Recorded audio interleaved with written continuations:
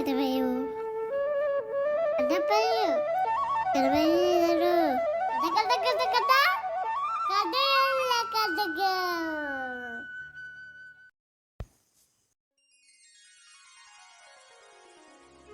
നമസ്കാരം കുട്ടികളെ.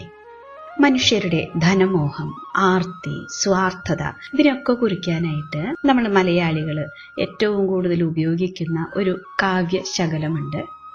ദീപസ്തംഭം മഹാശ്ചര്യം, നമുക്കും കിട്ടണം പണം. നല്ല രസകരമായിട്ടുള്ള ഈ വരികള് കുഞ്ചൻ നമ്പ്യാരുടേതാണ്. ആരാണ് കുഞ്ചൻ നമ്പ്യാര്? മക്കള് ഓട്ടൻതുള്ളലൊക്കെ കണ്ടിട്ടുണ്ടാവും അല്ലേ? നല്ല രസമാണ്. ഇടയ്ക്കൊക്കെ തമാശയൊക്കെ പറഞ്ഞ് നമ്മളെ ചിരിപ്പിച്ച് കലയിലൂടെ കാര്യം പറയുന്ന വളരെ മനോഹരമായിട്ടുള്ള ഒന്നാണ് ഓട്ടൻതുള്ളല്. അതിൻ്റെ ഉപജ്ഞാതാവ് നമ്മൾ കേരളീയരെ ചിരിപ്പിക്കുകയും ചിന്തിപ്പിക്കുകയും ഒക്കെ ചെയ്ത മലയാളത്തിൻ്റെ ജനകീയ കവി.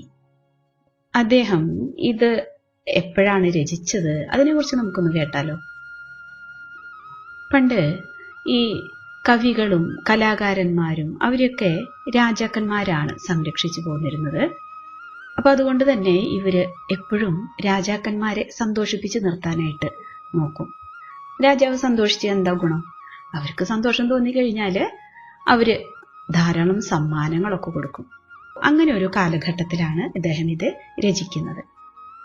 ഒരിക്കല് കാർത്തിക തിരുനാൾ മഹാരാജാവ് തിരുവിതാംകൂർ ഭരിക്കുന്ന കാലം. അപ്പൊ അദ്ദേഹത്തിന്റെ സദസ്സിലുള്ള പ്രധാനപ്പെട്ട ഒരാളാണ് കുഞ്ചൻ നമ്പ്യാര്. ആ ഒരു സമയത്ത് നമ്മുടെ മഹാരാജാവ് ശ്രീപത്മനാഭസ്വാമി ക്ഷേത്രത്തില് ഒരു ദീപസ്തംഭം പണി കഴിപ്പിച്ച് സമർപ്പിക്കുകയുണ്ടായി. ഈ ഒരു ചടങ്ങില് ധാരാളം ആളുകള് പങ്കെടുത്തിട്ടുണ്ടായിരുന്നു. അതിൽ ധാരാളം കവികളും ഉണ്ടായിരുന്നു.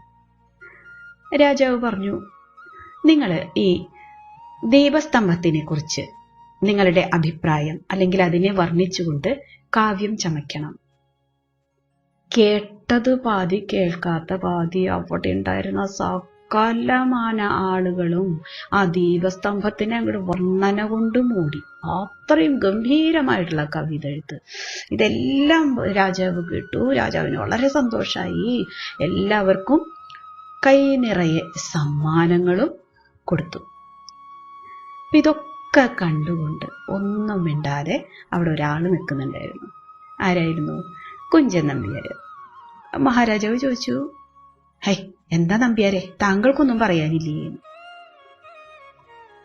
രാജാവിന്റെ ആ ചോദ്യം കേട്ടത് ഉടനെ തന്നെ അവിടെ നിന്ന നിൽപ്പില് നമ്പ്യാര് ഒരു ശ്ലോകം ചൊല്ലി. ദീപസ്തംഭം മഹാശ്ചര്യം, നമുക്കും കിട്ടണം പണം, ഇത്യർത്ഥമേഷാം ശ്ലോകാനാം അല്ലാതൊന്നും ന വിദ്യതേ. ആഹാ, അടിപൊളിയില്ലേ? എന്താ അതിന്റെ അർത്ഥം? ദീപസ്തംഭം വളരെ ഭംഗിയായിട്ടുണ്ട്, ഗംഭീരായിട്ടുണ്ട്, എനിക്കും വേണം രാജാവിന്റെ സമ്മാനം. മറ്റുള്ളവർ പറഞ്ഞതുപോലെ ഞാനും പറഞ്ഞുല്ലോ അത് നന്നായിട്ടുണ്ട് എന്ന്. ദീപസ്തംഭം മഹാശ്ചര്യം തന്നെയാണ്, എങ്ങനെയായാലും നമുക്ക് പണം കിട്ടണം.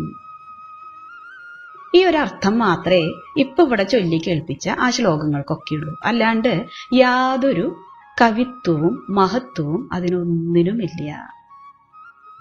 ദീപസ്തംഭം മഹാശ്ചര്യം, നമുക്കും കിട്ടണം പണം, ഇത്യർത്ഥമേഷാം ശ്ലോകാനാമല്ലാതൊന്നും ന വിദ്യതേ. ഈ പറയുന്ന ശ്ലോകങ്ങളെല്ലാം ആ സമ്മാനം പ്രതീക്ഷിച്ച് കെട്ടിയുണ്ടാക്കിയതാണ്, അല്ലാതെ പ്രത്യേകിച്ച് പാണ്ഡിത്യമുള്ളതൊന്നുമല്ല. ഇതായിരുന്നു അദ്ദേഹം പറഞ്ഞതിന്റെ അല്ലെങ്കിൽ ചൊല്ലിയതിന്റെ ചുരുക്കം. രാജാവിന് കാര്യം മനസ്സിലായി.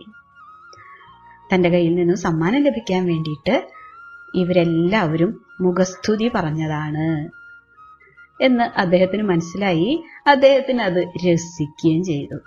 അപ്പോ ഈ ഒരു വരികള് എങ്ങനെയാണ് പിറക്കാൻ കാരണമായതെന്ന് ഇപ്പൊ നമുക്ക് മനസ്സിലായി അല്ലേ? അദ്ദേഹം തന്റെ തുള്ളൽ കലയിലൂടെ സമൂഹത്തിലെ അനാചാരങ്ങളെയും കാപട്യങ്ങളെയും ഒക്കെ പലവിധം കളിയാക്കിയിരുന്നു. അതിന്റെ ഏറ്റവും വലിയ ഉദാഹരണമാണ് ഈ ഒരു കുഞ്ഞ് സംഭവം. അപ്പോ ദീപസ്തംഭം മഹാശ്ചര്യം, നമുക്കും കിട്ടണം പണം എന്നത് എന്തിനെയാണ്? മനുഷ്യരുടെ ധനമോഹത്തിനെയും ആർത്തിയെയും സ്വാർത്ഥതയെയും ഒക്കെ സൂചിപ്പിക്കുന്ന ഒരു ശൈലിയാണ്. പണത്തിന് വേണ്ടി മാത്രം ചെയ്യുന്ന പ്രവൃത്തിയെയാണ് അർത്ഥമാക്കുന്നത് എന്നർത്ഥം. ഇത് വളരെ പണ്ട് എഴുതപ്പെട്ടതാണെന്നുണ്ടെങ്കിലും ഏതൊരു സമൂഹത്തിലും, പ്രത്യേകിച്ച് ഇന്നത്തെ സമൂഹത്തിലും വളരെ വലിയ സ്ഥാനമുണ്ട്. നമ്മുടെ നാട്ടിൽ ഇപ്പോഴുമുണ്ട് ഇത്തരം സ്തുതി പാഠകര്. കുറയണമൊന്നുമില്ല, കൂടിയാണ് വരണതെന്നർത്ഥം. പൊതുജനങ്ങളുടെ നന്മയ്ക്കായിട്ട് ചെയ്യുന്ന കാര്യങ്ങളിൽ പോലും സ്വന്തം പോക്കറ്റ് വീർപ്പിക്കാൻ നോക്കണ ഉദ്യോഗസ്ഥര്, രാഷ്ട്രീയക്കാര്, അവരൊക്കെയാണിത് കാണിക്കുന്നത്. അതുപോലെ ഏതൊരു പുണ്യകർമ്മത്തിനെയും കച്ചവട കണ്ണോട് കൂടിയിട്ട് കാണുന്ന ഒരു പരിപാടിയും കൂടി ഉണ്ട് ആളുകളുടെ ഇടയിൽ. അതിനെയും സൂചിപ്പിക്കുകയാണ്. അപ്പോൾ അന്നത്തെ സാമൂഹിക വ്യവസ്ഥിതിയിലെ അഴിമതിയെയും സ്വാർത്ഥതയെയും പരിഹസിക്കാനാണ് നമ്പ്യാര് ഈ വരികൾ ഉപയോഗിച്ചത്. ദീപസ്തംഭം എത്ര വലിയ അത്ഭുതമായാലും അത് കാണുന്നതിനേക്കാൾ വലിയ താല്പര്യം ഇതിൽ നിന്ന് എങ്ങനെ പണമുണ്ടാക്കാം എന്നതിലാണ് പലർക്കും എന്ന തിരിച്ചറിവ്. അത് ഇന്നും പ്രസക്തമാണ് എന്നർത്ഥം. അത് സൂചിപ്പിക്കാനാണ് ഈ ഒരു കുഞ്ഞു കഥ ഇവിടെ പറഞ്ഞത്. എല്ലാ കുട്ടികൾക്കും സസ്നേഹ നമസ്കാരം.